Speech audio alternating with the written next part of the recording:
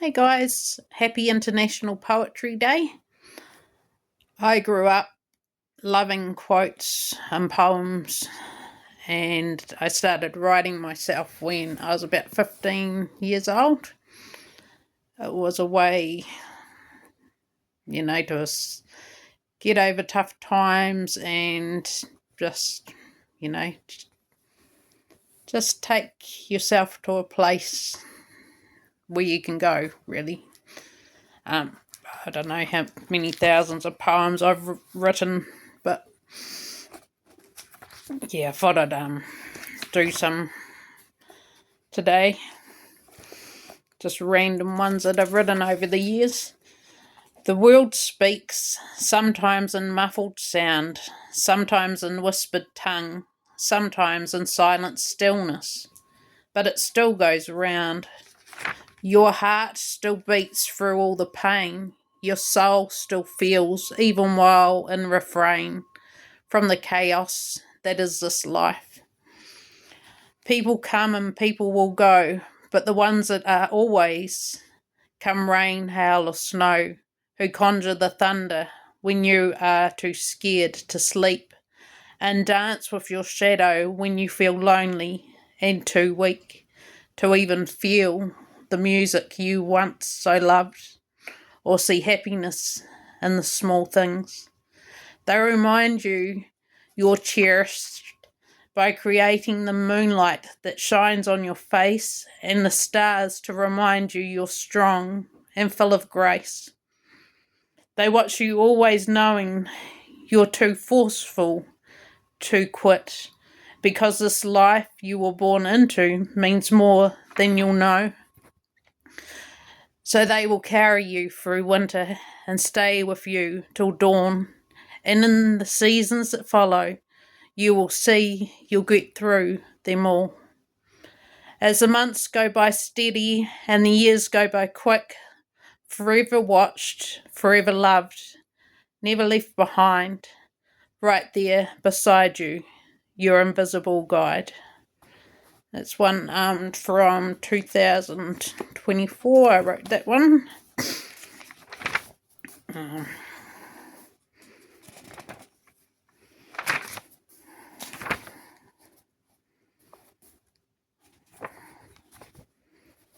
Just having a look. There's just so many went.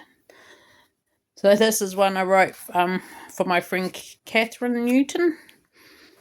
She said, "I love your poems, but how about you write a funny one?"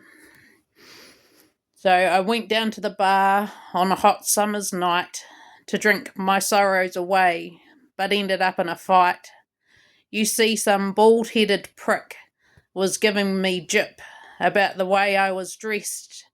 So I started to see red and cracked him one right in his fat head. While the bar had erupted, the patrons were cheering with glee. You see, they had never seen a woman send this guy down to his knees. But that's what she did, and she wasn't gonna stop there. So she went a bit overboard and she picked up a chair. But the coppers rushed in and saved him that night.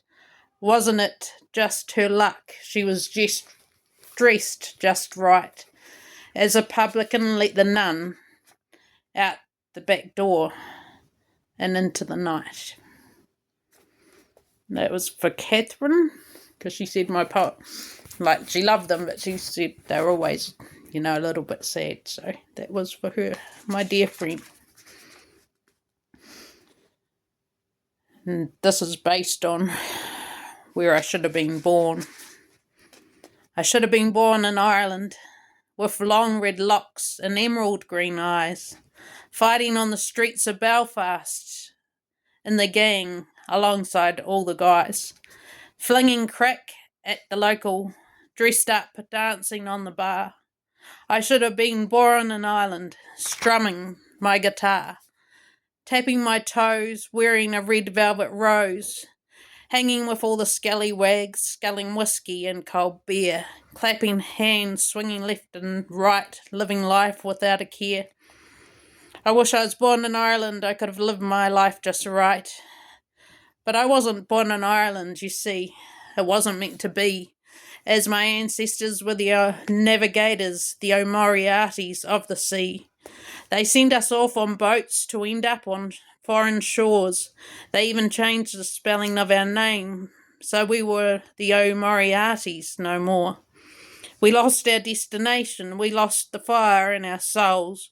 We lost everything we should have ever been, and we felt it from the start. I guess I was not meant to be born in Ireland, but Ireland will always be in my heart. And sometimes what you write hits you because, it's part of you. And yeah, I always pictured, because of my dad's side, the Merthyr side were Irish, and yeah, I always felt like we should be there and not in this country for some reason.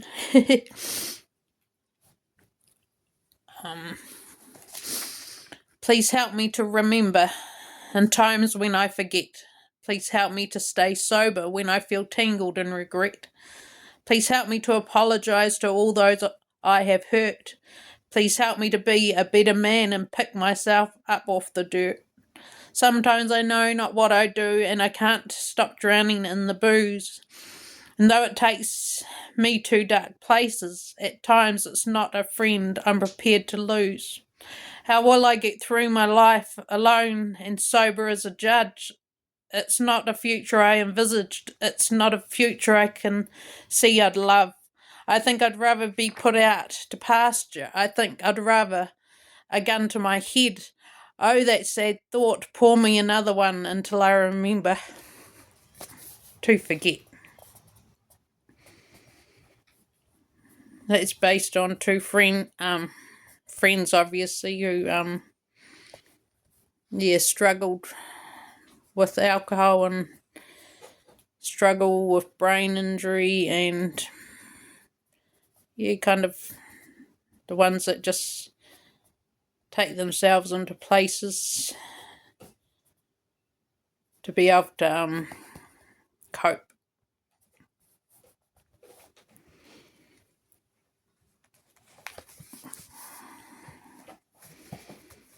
Many people walk alone down cobbled streets. Some don't make it home. Some lose their way into a smoke-filled bar, filling up the clipper's jar, unknowingly losing all they have on their credit card while getting high on a porcelain seat.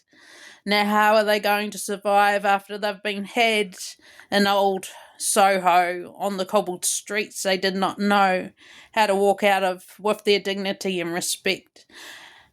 Now just wasted and a victim, in no time flat, with no money left to call a cab. Many people walk alone down cobbled streets. Some don't make it home.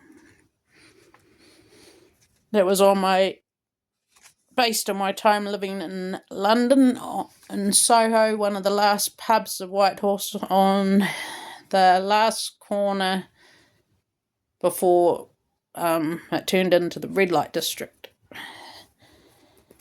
So that was based on them.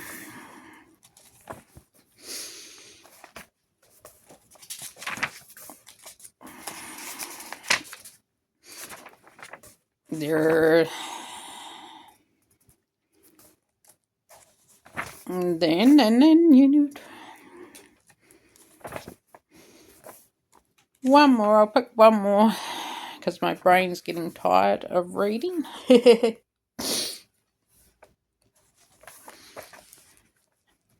You were a pinprick inside my womb. You were our cashew, ripped out of life too soon. You never got to feel our warm embrace. We never got to touch your skin or hear your cry or see your first tear roll down and hide your face into my armour of love. You would have been the most beautiful princess the world has ever seen. Oh, man. And would have grown to be a strong wahine who would have melted the snow and set fire to places no one dared to go. And you would have forever known what it was like to have a home. But you were taken from us without a care, leaving me broken, leaving me shattered, leaving me destroyed. I fight for you now too. Te Āri lily, a Rarotongan flower, who never had the chance to bloom. So that was an emotional one. That was based on when my brain injury was weaponised on me for the second time in 2019, and I met a man I fell in love with, and we got married, and we wanted to have a child. And yeah, her name was Te Āri. And she was never to be because of what they done to me.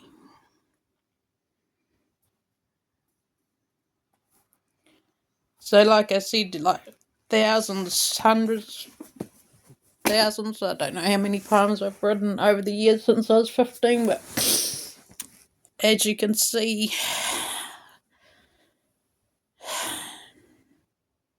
because living with this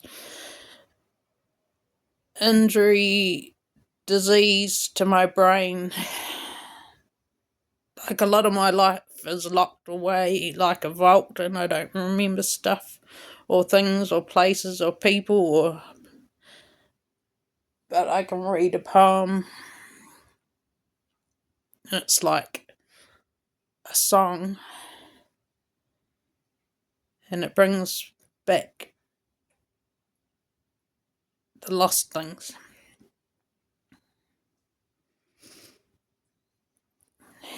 Yeah. So, happy International Poetry Day here in New Zealand. So, you know, my poetry, my music, my lyrics, my animals, and God, and my mum. That's what I've had to get me through. So, right. Thank you.